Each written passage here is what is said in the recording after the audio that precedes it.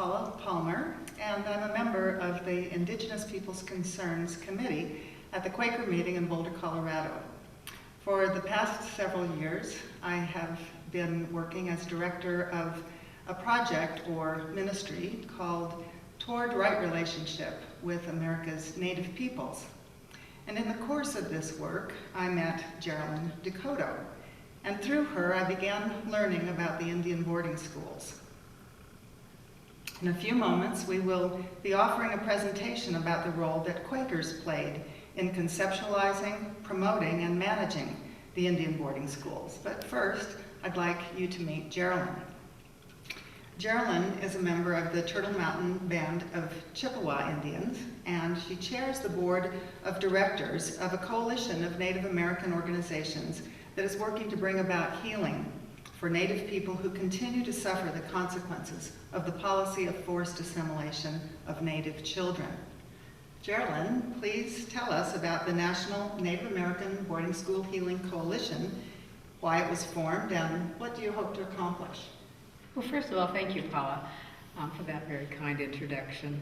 So, as the name implies, this is a healing coalition that is comprised of individuals and tribes and organizations, both Indian and non-Indian, who are seeking to have healing from the intergenerational trauma from the boarding school policy, from the effects of the boarding school policy. So in order to accomplish that, of course, it's a long road. So we're hoping to educate people and ourselves about the history of the boarding school policy and its impacts on those who were taken away to attend these schools and on the tribal communities that they returned home to, sometimes many, many years later. So this is the story of individuals and a policy that was left out of history books. You won't find these stories in history books. These are stories that haven't been told before. So we want to tell these stories to begin to tell the truth about the boarding school policy and what happened. And the whole point is so that healing can begin. And the healing that we're looking for is community-directed healing, healing that tribes and Indian communities themselves would define as being appropriate for their individuals and their tribal communities. So the effects of the boarding school policy are pretty evident in some pretty sad statistics that we hear when we talk about Native communities. Alcoholism, illness such as diabetes, suicide rates that are many times the incidence in just the general population. So lots of really sad statistics. When you look behind these, you see what has happened in these boarding schools and what has happened since these folks came home. So we expect the United States government and churches, because they both play integral roles in implementing this policy, we expect them to acknowledge the role that they played and to take responsibility and to help in the healing process. Not because we want to point fingers and lay blame, but because we think that it's important to heal not just the Native communities, but the relationship between the Native communities and the non-Native communities. So this is important for all of us. Would you like to share something of your own family story with the boarding schools? Yes. Yes, I would. So both my parents attended boarding schools, as did my mother's mother, so my grandmother, although I didn't learn much about that. My mother and father actually met in boarding school, even though they were both from the same reservation. They didn't get to know each other until they were in boarding school, and they ended up marrying at the end of their boarding school career. Till my mother's story perhaps is most compelling because she went to boarding school when she was 6 years old and didn't come home till she was 12. And of course she didn't speak any English when she started school. And she didn't speak. We didn't know to ask her questions about boarding school. She told us some things like, I'll make you scrub that floor with a toothbrush, or I'll make you kneel on a broom handle if you don't behave. And of course she never did those things to us, but it let us know at least that she had experienced or at least observed these things. She died quite young from breast cancer and left 8 kids behind. Some of us grown, some of us still at home. And so the things that we had to learn about her, we had to learn later from other people and by asking questions. So, you know, there are mixed results of boarding schools. But the overarching thing that is important not to forget is that the whole point was to destroy Native culture and language and ceremony and dress and names, everything that there was Indian about a person.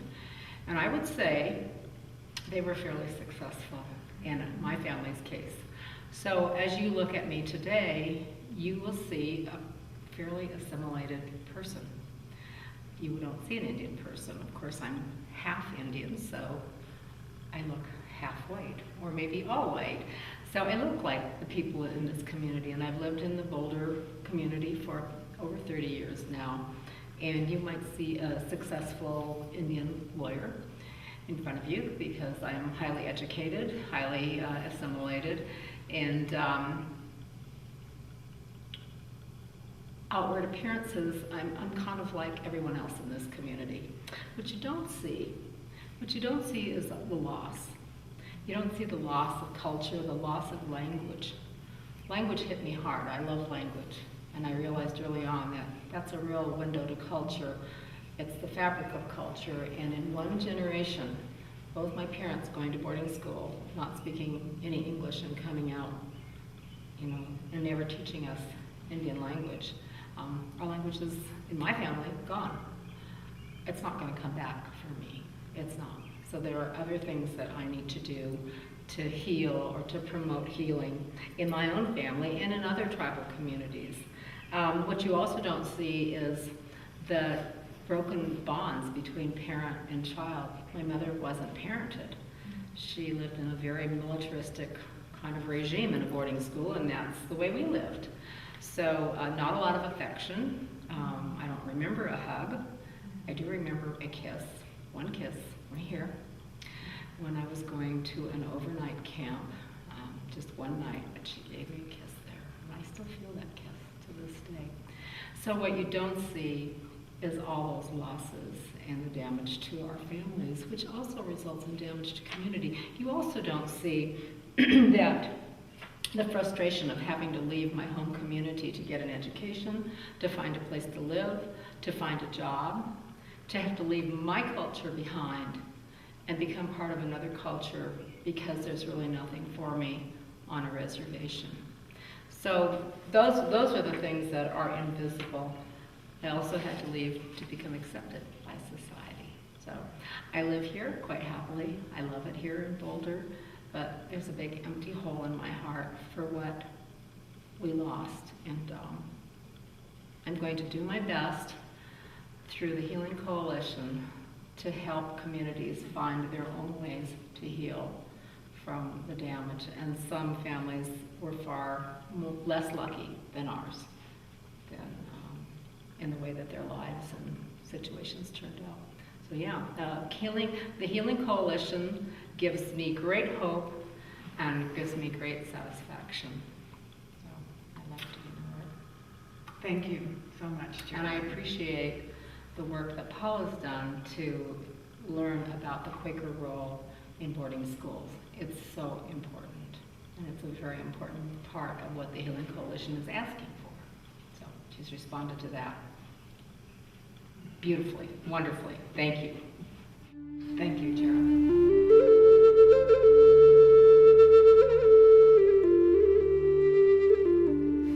This presentation is called The Quaker Indian Boarding Schools, Facing Our History and Ourselves. It is intended primarily for Quaker audiences, although others are certainly welcome. At the conclusion, I'll suggest some queries for friends to reflect on individually or in groups. 2 people will join me in giving the presentation. Jerilyn DeCoteau, whom you met earlier, is a member of the Turtle Mountain Band of Chippewa Indians. She chairs the board of the National Native American Boarding School Healing Coalition. Jerilyn will be reading direct quotations of Native people throughout the presentation. Jane Westberg is a member of the Indigenous Peoples Concerns Committee of the Boulder Friends meeting. She will be reading direct quotations of Quakers throughout the presentation. The reason I conducted this research is because Native American organizations are asking for it. The National Native American Boarding School Healing Coalition is working to bring healing to Native American individuals, families, and communities that continue to suffer debilitating consequences of the policy of forced assimilation that was carried out by means of the Indian boarding schools. Healing processes are already underway, as Jerilyn spoke of earlier, in some Native communities, emerging from each community's own healing traditions and responding to their needs. But for healing to occur on a larger scale, the Boarding School Healing Coalition is also proposing and promoting a national truth and reconciliation process. You may know that Canada recently completed such a process for their residential schools. The Canadian government's report called their residential school system cultural genocide and prescribed actions to be taken at all levels of government and civil society to compensate First Nations peoples and to support healing. Canada's actions are in line with the United Nations Declaration on the Rights of Indigenous Peoples, which states in Article 8, Indigenous peoples and individuals have the right not to be subjected to forced assimilation or destruction of their culture. Nation states shall provide effective mechanisms for prevention of and redress for any action which has the aim or the effect of depriving them of their integrity as distinct peoples or of their cultural values or ethnic identities. In our country, the Boarding School Healing Coalition is hoping to bring about a truth, reconciliation, and healing process that can serve as such a mechanism to redress the harm caused by the policy of forced assimilation. The first step in truth, reconciliation, and healing is truth-telling. The coalition is asking churches to bring forward our truth, the truth of the church's participation in the boarding school era. This is the piece of work that I have begun on behalf of Quakers. As far as we know, I am the first person to undertake this research on behalf of a Christian denomination that was involved in the Indian boarding schools. The coalition hopes other churches will follow. For me, as a Quaker, this history is interesting in itself, but more than that, it lifts a mirror to the religious society of Friends today. 150 years ago, Friends responded to the injustices inflicted upon Native peoples in ways that did some good and much more harm than they knew. My purpose is not to judge these Friends of the 19th and 20th centuries. Rather, my question is for Friends today. Knowing what we know now about the harm that was done, how will we respond to the ongoing suffering in Native communities and to the need for healing now? My research has been in two phases. First was a 2-week field research trip in August 2015 when I visited the sites of 11 Quaker Indian schools in Oklahoma, Kansas, Nebraska, and Iowa. Guthrie Miller of Santa Fe Friends Meeting accompanied me on this trip in the Quaker tradition of spiritual accompaniment. His spiritual, logistical, and musical support made all the difference as we traveled. The field research was followed by 4 months of bibliographic research in the Friends Historical Library at Swarthmore College and in Haverford College's Quaker History Collection. These libraries hold a wealth of primary sources, letters and journals written by Quaker teachers, minutes of Quaker meetings, Quaker publications, and other periodicals. What is largely missing, however, are the authentic voices of Native people. Almost anything that was published in the 19th and early 20th centuries was published by white editors who applied whatever criteria they pleased. They generally sustained their own biases. Public statements by Native people in their own languages had to be translated and it's hard to know how accurately this was done. I made a concerted effort to bring forward the authentic voices of Native people from that time, but it's important to be aware of the limitations. I'll give you a little taste now of my field research trip last August with some then and now photos. These are the families of Quaker teachers at the Kansa Indian School. Note the school building in the background. I took this picture of the remnants of the Kansa Indian School last August outside Council Grove, Kansas. This is the Quaker Indian Boarding School for Oto and Missouri children in Nebraska. And this is a remnant of that building, which has been preserved by a local historical society in Barneston, Nebraska. This is Fort Sill Indian School, where Quakers taught Kiowa, Comanche, and Apache children. This is what remains today of the boys' dormitory at Fort Sill Indian School. This is the Kickapoo Friends Mission and School, built by Quaker teacher Elizabeth Test in the early 1890s with her own money. This is now the home of Brad and Christine Wood, evangelical Quaker missionaries at Kickapoo Friends Center. Brad's parents served as missionaries here, so he grew up in this house. His wife, Christine, is Kickapoo. I've identified plus or minus 30 Quaker Indian schools that operated for periods of time between the year 1796 and 2006, a span of 210 years. Some of these were day schools, and some were boarding schools. And I have to say plus or minus because it depends on how you count them.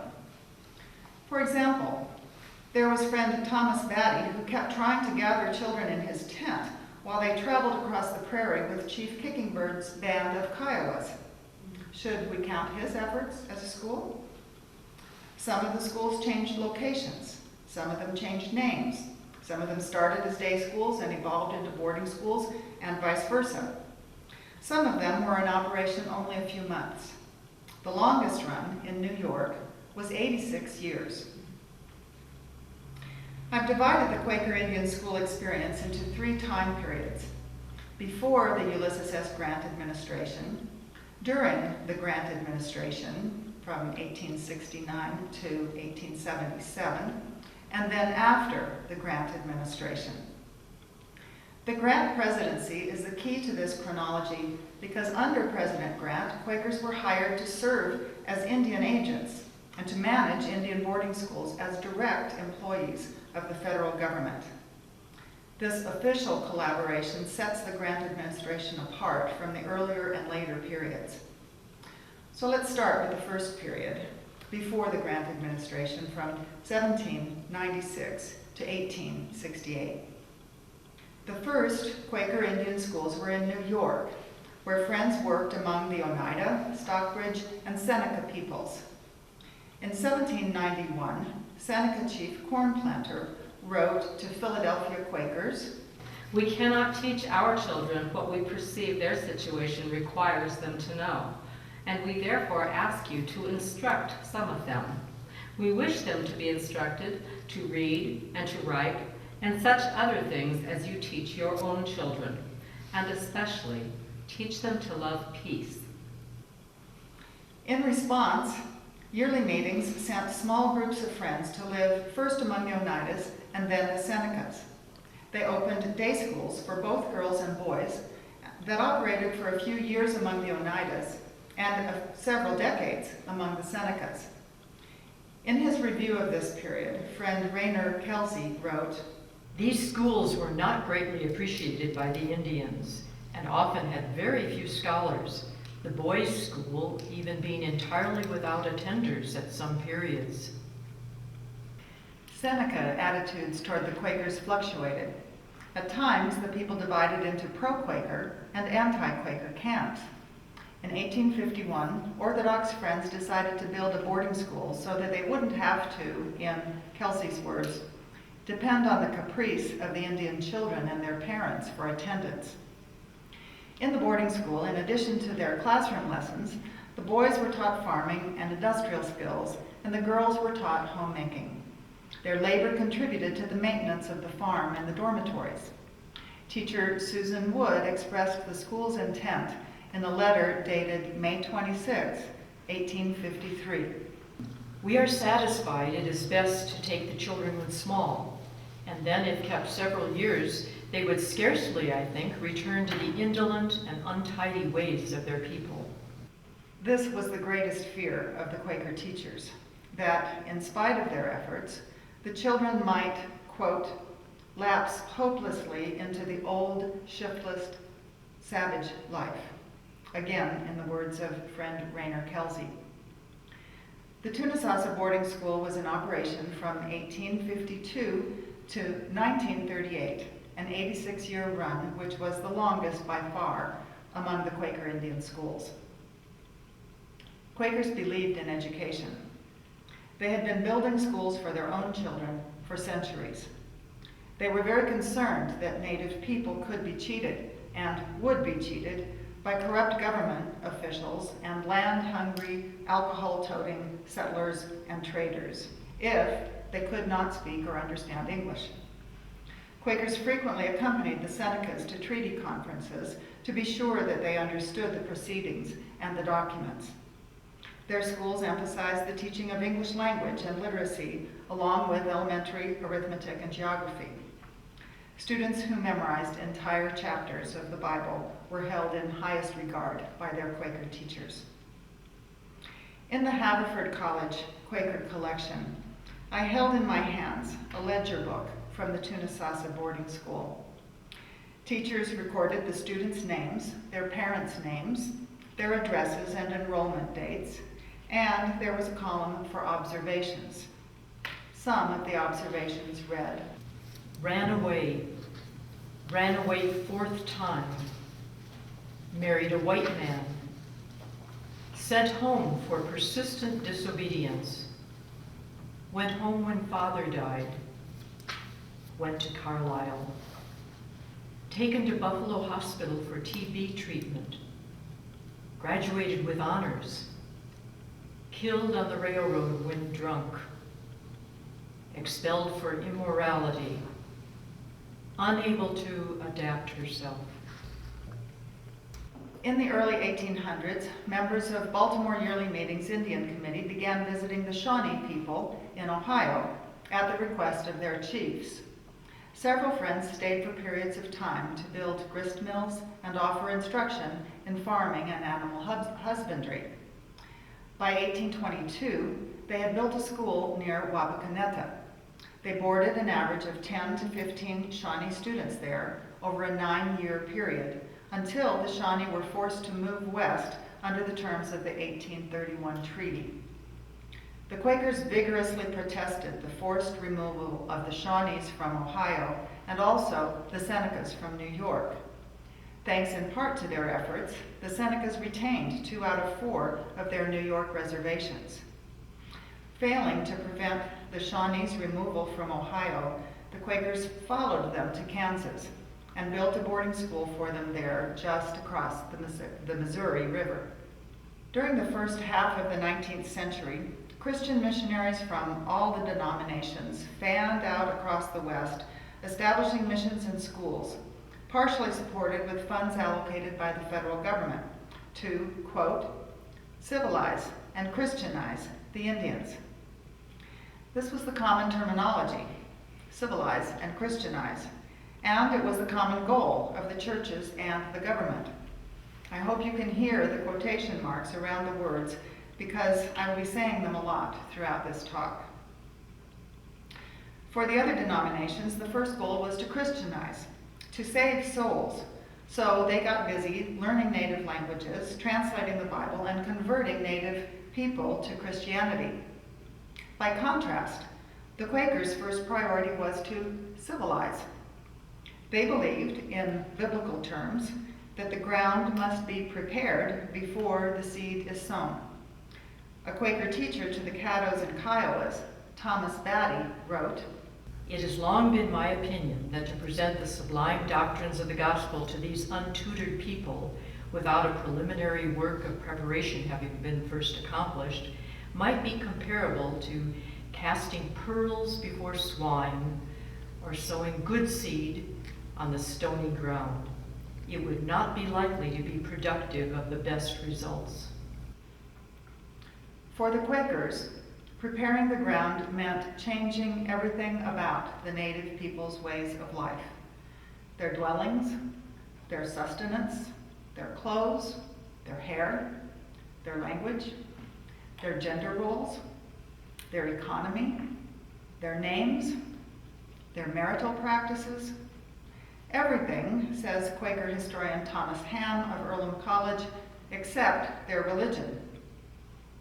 The question of which should come first, Christianizing or civilizing, played out in the mission schools, where some of the Episcopalians, Presbyterians, Methodists, and Catholics began teaching in their students' own languages.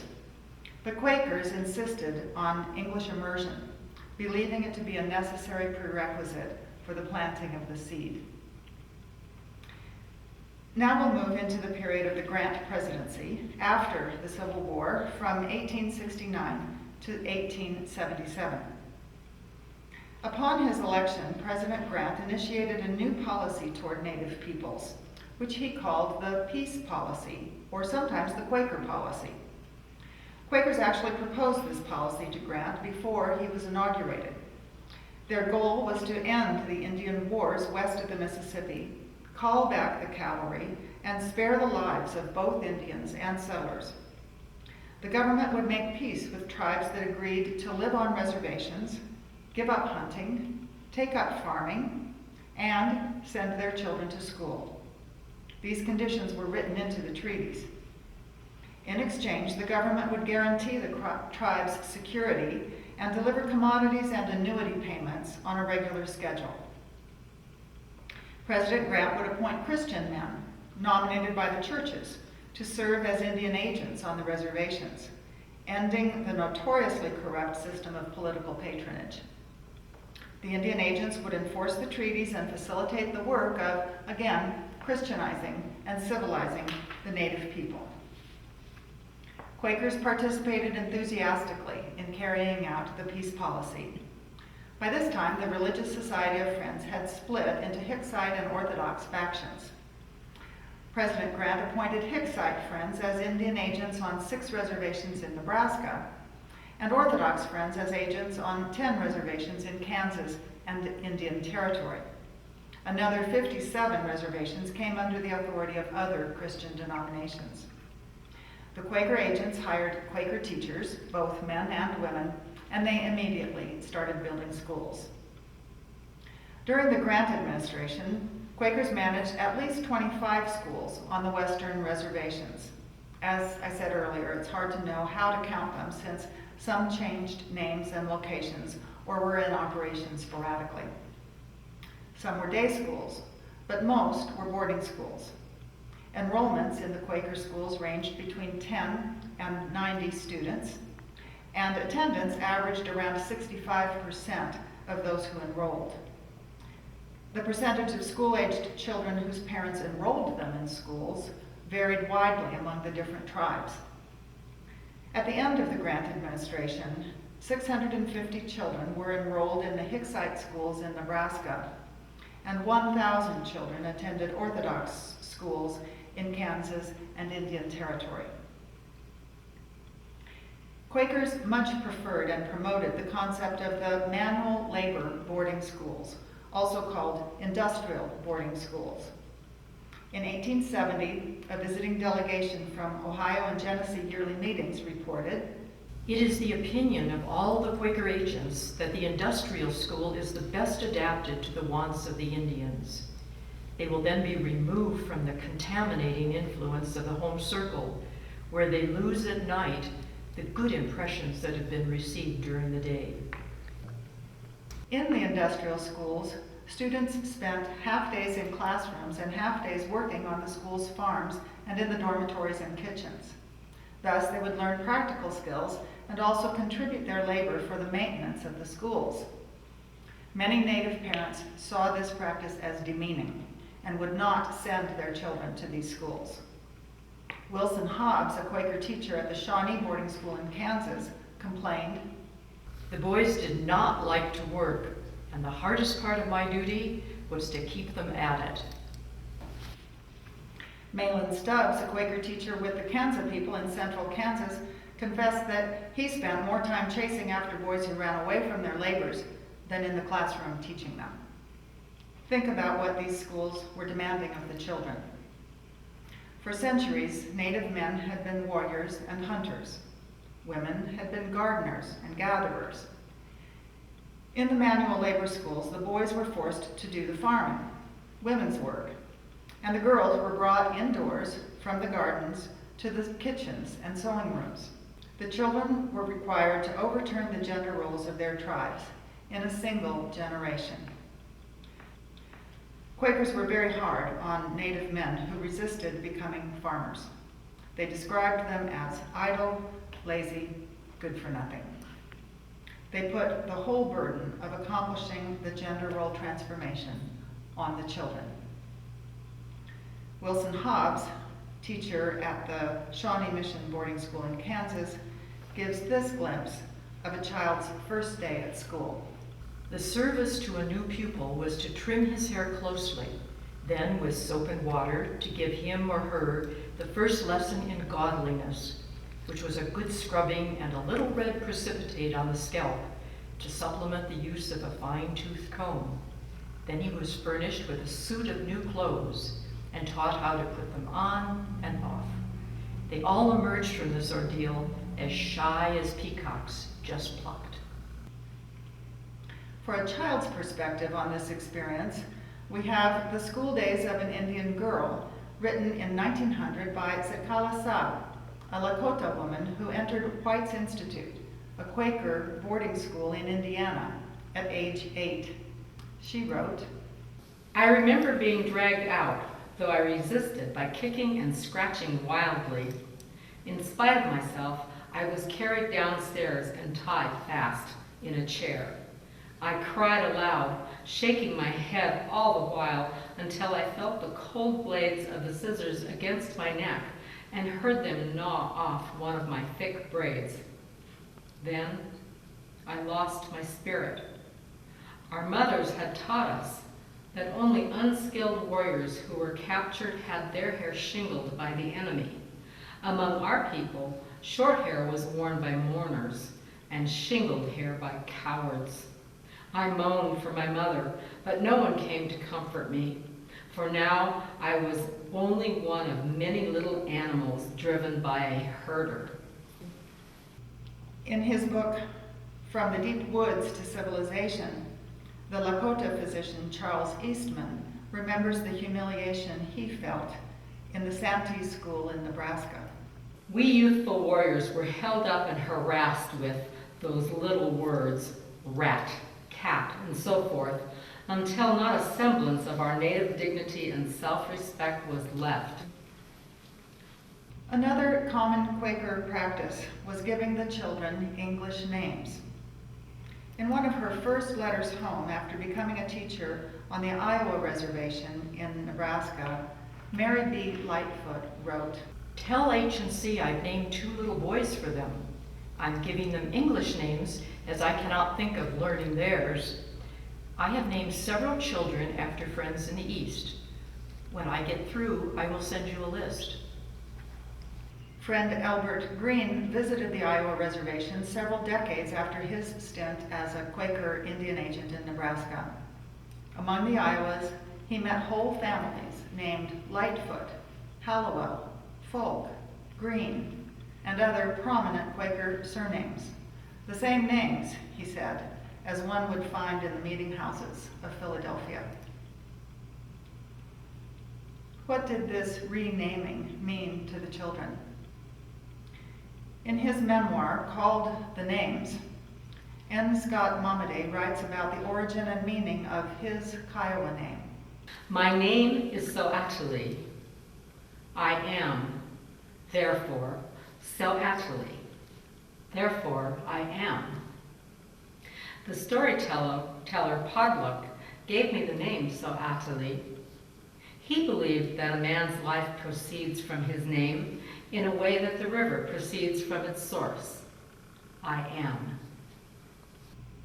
by taking away the children's I am. The Quaker teachers forced them to give up their very identity. Joseph Webster, the Quaker agent among the Santee Sioux, put it succinctly. The whole character of the Indian must be changed. In the Quaker schools, students would not be allowed to speak their own languages, wear their own clothes, answer to their own names, participate in tribal dances and ceremonies, or go on the buffalo hunts with their families. The Quakers saw it as an either-or situation. You are Indian, or you are civilized. These were mutually exclusive categories.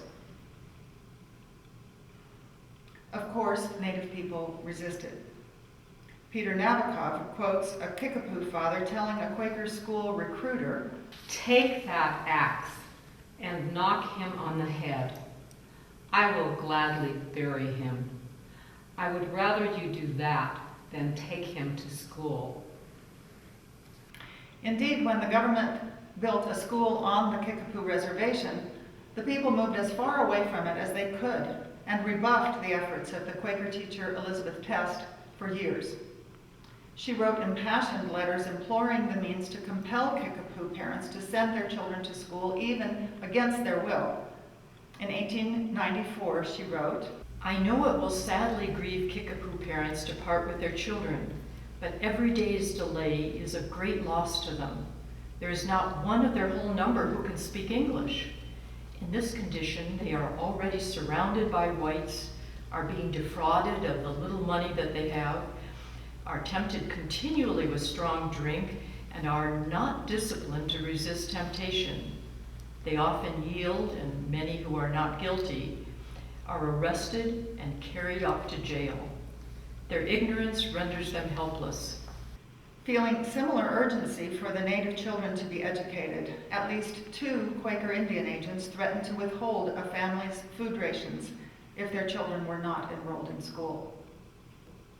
Gradually, most parents acquiesced, as did Kansas Chief Alegawaho, who said in 1871, "White men are all around us, and we are cramped and pressed on every hand. I believe my people will soon be impoverished. This I do not want to see. This is the darkest period in our history." He then enrolled his son in the Quaker school. The child would become the first Kansas chief known by an English name, Albert Taylor. The federal government paid most of the teachers' salaries, usually around $500 a year. Most of these funds were taken out of the tribe's annuity payments that had been established in the treaties. Some teachers were paid by Quaker meetings and organizations in the Midwest and on the East Coast. For years, John Watson and his daughter Eva invested their own salaries into improvements at the Hillside Mission Boarding School in Skytook, Oklahoma. Many teachers wrote heartbreaking letters back to their friends on the East Coast, describing the impoverished state of the Indian populations, and especially the children, who on many reservations were dying of exposure, starvation, and illness. Quaker meetings and organizations raised money year after year and sent literally tons of cloth, clothing, school, and farming supplies to the Quaker-run Indian agencies in the West. Friends kept meticulous accounts of these donated items, down to the last thimble. Hicksite Friends alone, during the Grant administration, raised over $83,000 for the agencies in Nebraska. The Friends who answered the call to serve as teachers did so at some risk to themselves and their families. During the Grant presidency, the Utes, Modocs, Kiowas, Comanches, Lakota, Cheyenne, and Nez Perce peoples were still at war with the United States. Lakota and Cheyenne warriors defeated Custer at Little Bighorn in 1876 during Grant's second term. The Nez Perce chief Joseph finally surrendered in 1877. There was fighting between some of the tribes too. especially as the buffalo, so critical for their survival, became scarce. During President Grant's first term, U.S. cavalrymen and commercial hunters killed 5 million buffalo on the Great Plains, bringing the species nearly to extinction.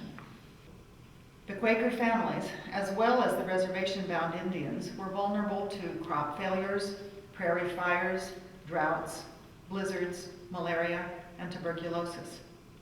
Several Quaker couples buried one or more of their children in the dusty cemeteries behind the meeting houses. Some teachers used their own paychecks to purchase medicines, food, and clothing when the tribe's annuities didn't arrive. Teacher Elizabeth Test camped in a tent for months in order to nurse Kickapoo elders back to health. A Kickapoo child whom Teacher Test had adopted at age 3 and raised remembered, On long drives in her buggy, Teacher would awaken suddenly and check the reins, stopping right in the middle of the road, saying, "Whoa, whoa, where are we?" I never understood the fatigue that came over her with the long, busy days. Winter or summer, rain or shine, never too cold or too hot to make the weekly visits to the Indians scattered for miles about. She slept in their wickiups and took care of the sick and those in need. Some of the Quaker teachers stayed a year, fulfilled their contract, and left. Others stayed until the end of their lives and are buried in cemeteries among the graves of their native students. One such friend was Rachel Kirk, who wrote, The work of Friends among the Indians lies nearer my heart than anything else. It has been the greatest part of my life for 16 years. I have given up everything to it. After the Grant administration, Quakers gradually turned the schools over to the federal government or closed them. The administration of Rutherford B. Hayes was less sympathetic to the Christian Indian agents and refused to appoint the men that Friends nominated. In 1885, the last Hicksite Indian agent in Nebraska resigned, bringing to an end the involvement of Hicksite Quakers in the schooling of Native children. In Oklahoma Territory, Orthodox Friends turned some of their schools over to the federal government.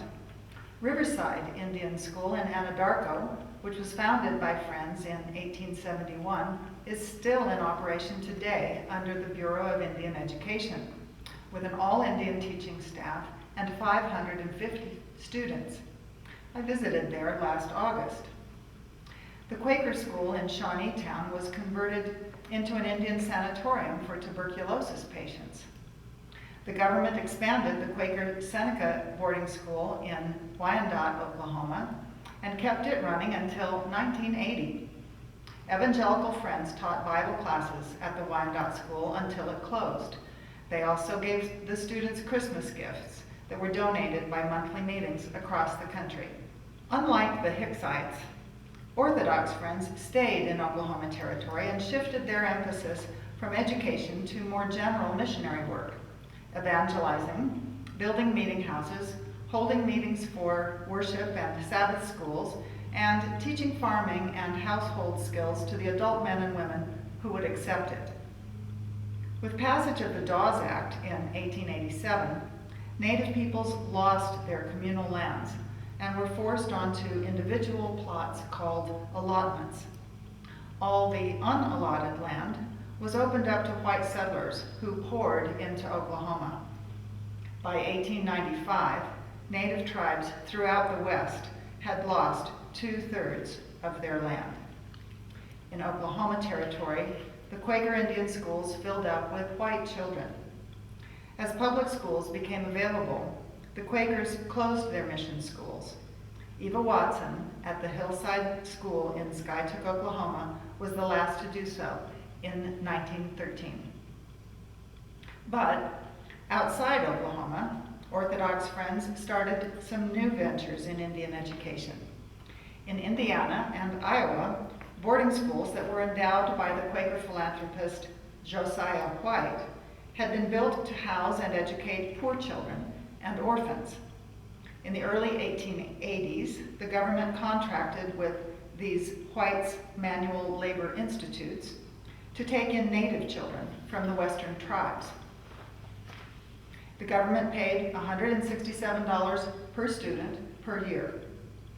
Quaker organizations subsidized the education of additional native children in the whites institutes, bringing enrollment to 130 native students in 1885. In the 1890s, for financial and ethical reasons, the Quaker managers decided to end their relationship with the federal government. They transferred the Indian students to other schools and went back to serving non-Indian student populations. In the 1880s, Orthodox Friends also managed 5-day schools and established a boarding school on the Eastern Cherokee Reservation in North Carolina.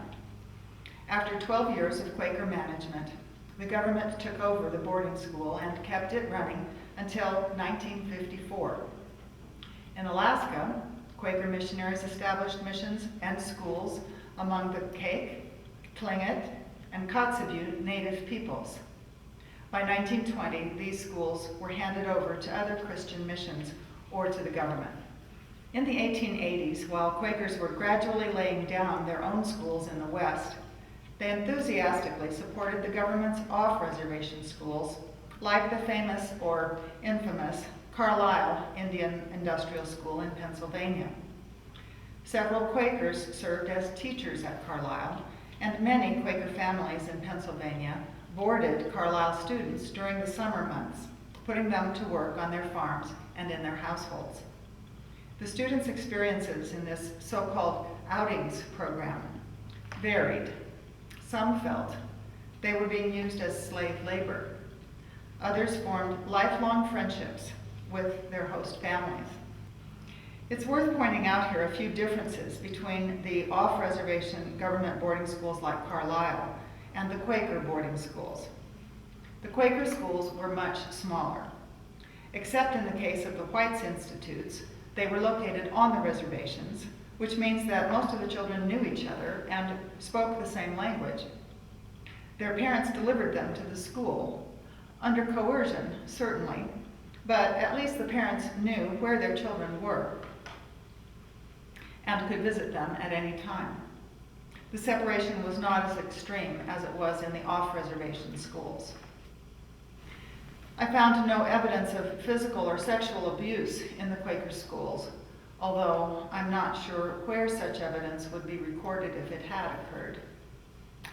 The Quaker schools were highly disciplined, but they were not run on the military model that governed Carlisle.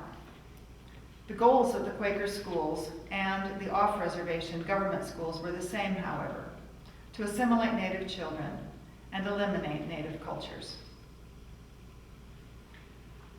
Now, to quickly complete the chronology of Quaker Indian schools, I'll mention the most recent schools: a boarding school at the Rough Rock Friends Mission on the Navajo Nation, which was run by the Rocky Mountain Yearly Meeting of Evangelical Friends for just a few years in the 1950s.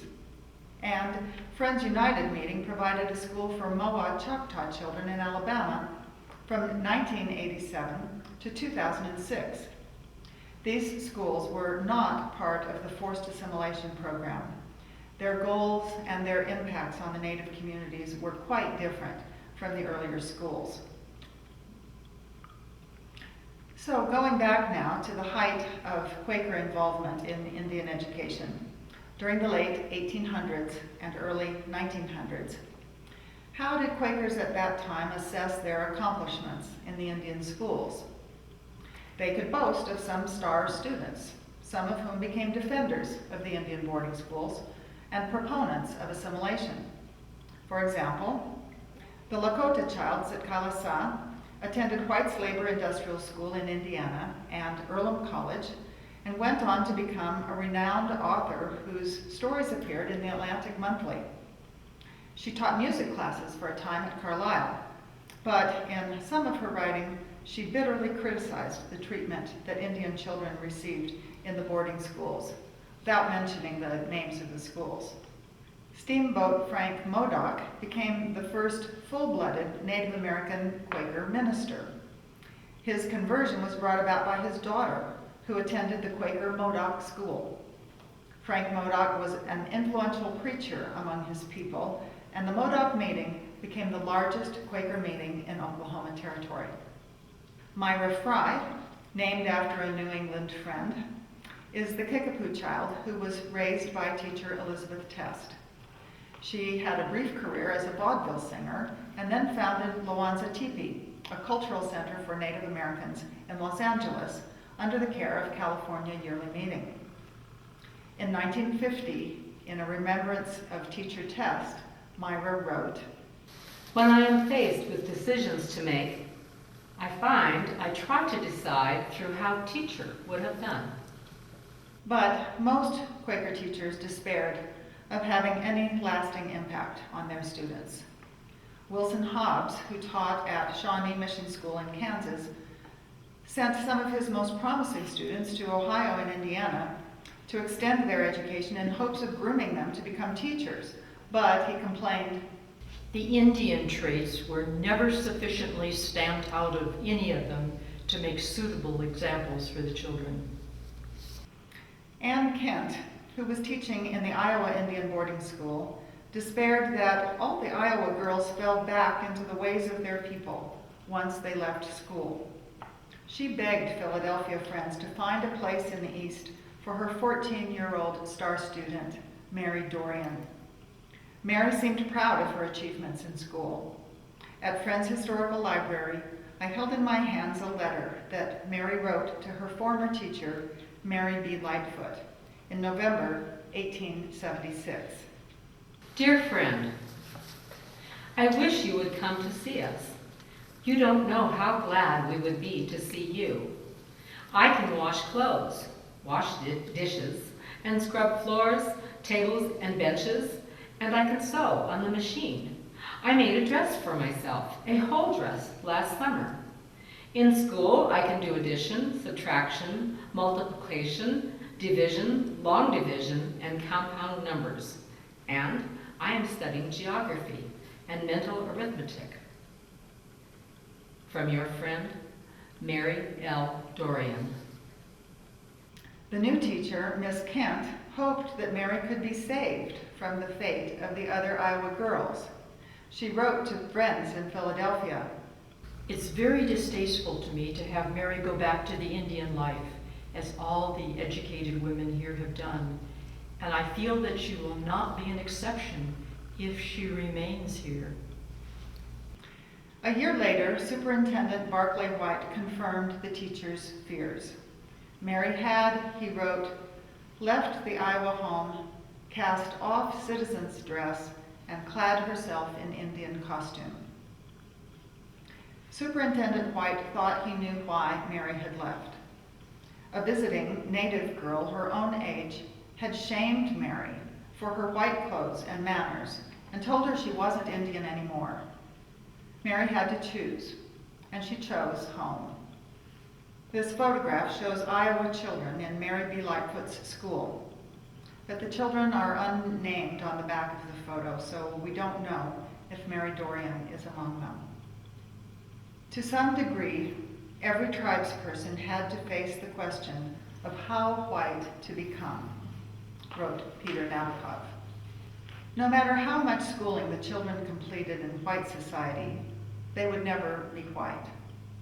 In Native society, could they ever be Native again? Many children were deprived of the precious years of bonding with their families. They didn't learn the stories, songs, dances, games, and skills of their people. Some didn't even have a name. The Choctaw poet H. Lee Corrales writes in the voice of a student who returns from boarding school, "You're an Indian," my father said to me. "Go, dance with them." He pushed my small body into the smiling rhythms, but I did not know them, or my name. I remember his disappointment as I walked away from the crowd, embarrassed by his words. My father knew his name, but he never gave me mine. Certain of the gains that awaited their students for becoming more civilized The Quaker teachers could not comprehend the losses the children suffered as they became less Indian. Now, to conclude this talk, let me see if I can summarize what I have gathered from the books, articles, letters, and journals of Quaker teachers in the Indian schools. Quakers saw themselves as the reformers of their time. They condemned the government's brutality and dishonesty in its dealings with the Indians and lamented the miserable conditions on the reservations. They called themselves Friends of the Indians, setting themselves apart from their fellow citizens who were urging the U.S. cavalry to exterminate the Western tribes and make the continent safe for manifest destiny. They lived at a time when social Darwinism was becoming a popular way for European Americans to justify the decline of, quote, inferior races and the natural selection of superior ones. Against public opinion that said Native people could not be civilized and would inevitably die out one way or another, the Quakers believed that Native people could be civilized. They could be rescued from their, quote, savage state and become, quote, useful citizens. Quakers realized that this transformation would have to come about through the children. Quaker teachers who started day schools on the reservations quickly lobbied for construction of boarding facilities to keep the children away from the bad influence of their parents and communities. They called the boarding schools homes. They called the residents of those homes, the Indian children and the Quaker staff, families, supplanting the children's Indian families. They gave the children English names and Western clothes, supplanting their native identity. They believed that they were doing this in the very best interests of the individual children and of the entire Indian race. In all my reading, I found only one instance where someone questioned the goal of forcing Native people to abandon their entire way of life and adopt European Christian civilization. In 1897, the Friends Intelligencer published a report by Anna Beecher Scoville, a young teacher of Indian students at the Hampton Institute. She had visited the Sac and Fox people in the West, who, she said, had split apart. The Sacs stayed in Kansas and followed the prescribed path to civilization. The Foxes rejected white civilization, left Kansas, and purchased land in Iowa. Miss Scoville reported, They rejected the white man's house, the white man's dress, the white man's civilization, the white man's God, and the white man's vices. How have they succeeded? They have lived surrounded by white people, but they have lived as Indians. They have supported themselves, receiving but little money from the government. They have lived carefully and have worked hard in their way, making mats and baskets, weaving and working in silver. The family relation is preserved. They boast that there is not a half-breed under 50 years of age in the band. They earn their living as Indians. They dress as Indians. They speak as Indians. As Indians, they stand and hope to die. Miss Scoville had gotten a glimpse of a different path to health, happiness, and prosperity, a uniquely indigenous path. It would take 3/4 of a century for her insight to shift national policy from forced assimilation to self-determination for Native peoples. But Miss Scoville's observations were interpreted very differently at the time. The person she considered the greatest missionary in the region told her that the independent Fox community she had visited was the most discouraging spot on the face of the earth. discouraging, yes, to Christians who believed there was one and only one way to a life of prosperity, health, and happiness, and who wanted to offer those blessings to the next generation of Indians. They could not see that there might be different and equally valid and valuable ways of living, or that Native cultures had intrinsic value. Why not?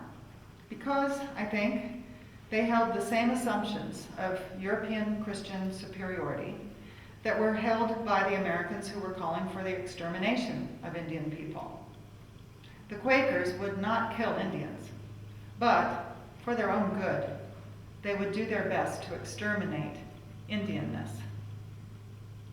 Fortunately, they were not successful. Native people have kept 600 unique cultures alive throughout this land. Despite the best efforts of their teachers, 150 native languages are still being spoken, and others are being revived. Robin Kimmerer, who is learning her Potawatomi language for the first time as an adult, says, "It's almost as if the air is waiting to hear this language that had been lost for so long."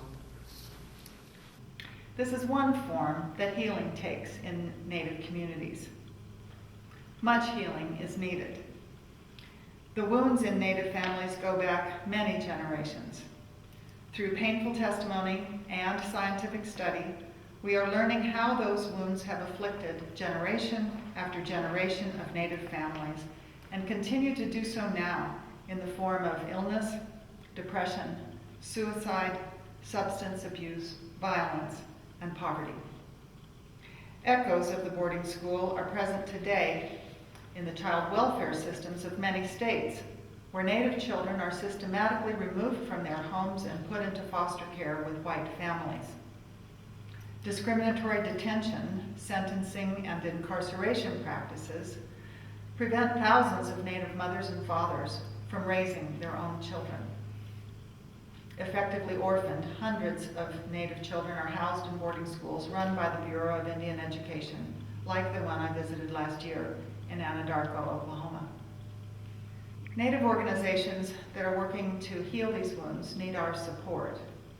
The National Native American Boarding School Healing Coalition invites us to work with them as allies. We can support the coalition as individuals, as churches, as colleges, and as organizations. The first thing they ask of us is to learn the truth and to acknowledge the harm that was done. This is a first step toward healing and right relationship that we can take.